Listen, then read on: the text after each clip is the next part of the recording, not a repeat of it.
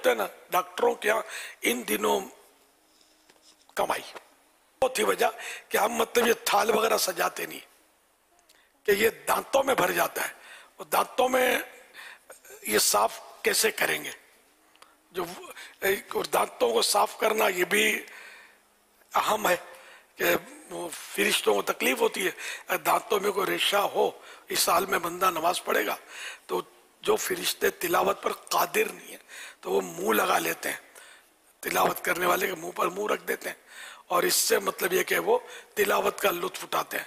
तो आला हज़रत ने हदीस से बयान की है कि इतनी तकलीफ होती है उन रेशों से, बदबू का तस्करा नहीं है, रेशों से जो दांतों में भरे हुए इतनी तकलीफ होती है जितनी और किसी चीज से नहीं होती फरिश्तों को। तो अब ये बताइए कि जो कबाब समोसे ना भी खाए, फल फ्रूट खाए, खजूर खाए, मुंह कौन साफ करता है?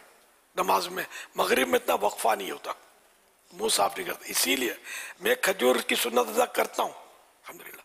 मैं खजूर क्या चूस लेता हूँ थोड़ी सी और थोड़ा सा दांत मार के इतना लेता हूं कि बस वो एहतियात से दांतों में कहीं भी ये रुके नहीं। फिर पानी, तो ये खजूर चक्कर थोड़ा सा पानी, थोड़ा सा एक दो घूंट समझो और फिर वो दुआ कि ये कबूलियत का वक्त है।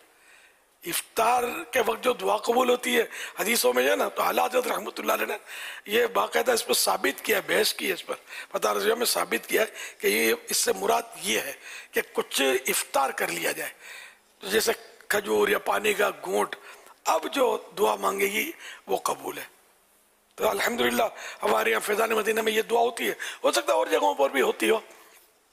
तो इसमें भी जो अब खाने पीने में थाल पे जो मसरूफ होते होंगे वो दुआ में तो शरीक नहीं हो सकते होंगे कि वक्त इतना नहीं होता, फौरन फिर नमाज अजान। तो यूं भी हम लोग मतलब ये कि रखते नहीं है थाल, जायज है खाना, अगर दांत साफ करके आप नमाज पढ़ सकते हैं तो भले खाएं, अल्लाह की नेमत है, वरना फिर थोड़ा और तकलीफ उठा लें। लिक्विड ले लें जो दांतों में नहीं फंसता, जूस पी लें कोई ऐसा कि जिससे आपको ताकत आ जाए, तरावट आ जाए, शहद मिला, पानी, बेहतरीन शरबत है।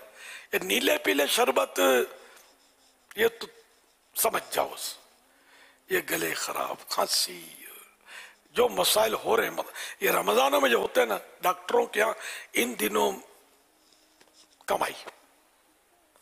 अब जो जो दिन जाते रहेंगे डॉक्टरों के यहाँ भीड़ होती रहेगी, समझे? तो ये गले खराब ये रंगीन शरबत पीने से, और ये कबाब समोसे पकोड़े सारा साल तो इतने नहीं खाए होते, बस इन्हीं दिनों खाते हैं। मैदा आदि तो होता नहीं है और आदि इसका होना भी बड़ा मुश्किल है, ये बहुत रिस्की होते हैं, नुकसानदेह होते हैं। इन दिनों मैदे, ये डॉक्टर साहब से मेरी बात हुई है तो इन दिनों मैदे की खराबी के केस बढ़ जाते हैं हमारे रश्त हॉस्पिटल में, दवाखानों में। पेट खराब, अब पेट खराबी में जो भी होता है अंदाज आपको होगा कि क्या क्या होता है और कितना तकलीफ दे होता है।